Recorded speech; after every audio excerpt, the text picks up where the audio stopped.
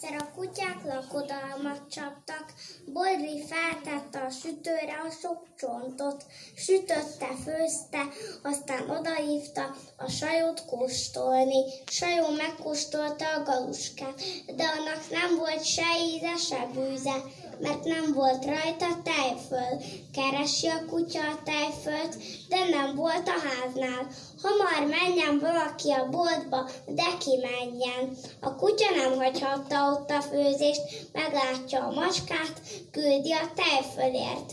Szalad a macska a boltba a tejfölért, mire kimérték neki, vitte hazafelé.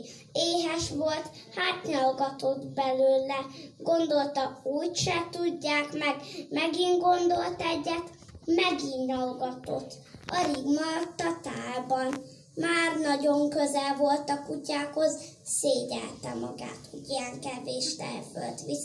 Hát a maradék tejfölt is megette. A kutyák szaladtak eléje, már nagyon várták. Hozza a macska a tejfölt, de az agár meglátta a macska tejfölös bajuszát. Hazudik a macska, megette a tejfölünket. Neki mentek a macskának, a macska felszaladt a fára. Onnan dörmicélt a kutyákra.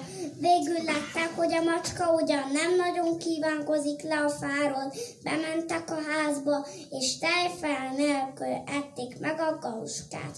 Azóta sem nézhet a kutya a macskára.